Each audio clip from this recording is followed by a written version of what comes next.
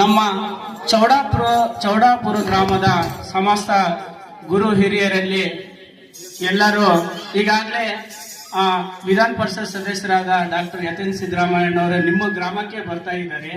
ಹಾಗಾಗಿ ತಾವೆಲ್ಲರೂ ಅಕ್ಕ ತಂಗಿಯರು, ಅಣ್ಣ ತಮ್ಮಂದಿರು,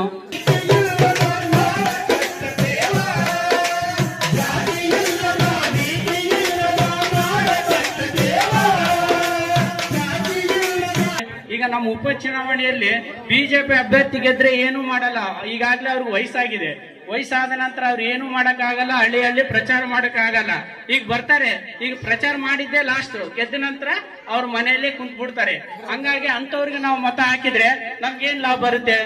ಈಗಾಗಲೇ ನೋಡು, ನಮ್ ಕಾಂಗ್ರೆಸ್ ಸರ್ಕಾರ ಇದೆ, ಸಿದ್ದರಾಮಯ್ಯ ಸರ್ಕಾರ ಸುಭದ್ರವಾಗಿ ನೋಡು, ಅವಾಗ್ಲಿಂದ ಇಲ್ಲಿ ತನ ಒಂದೇ ಕಪ್ಪು ಚುಕ್ಕೆ ಇಲ್ಲದ ಸರ್ಕಾರವನ್ನು ನಡೆಸ್ತಾ ಇದ್ದಾರೆ.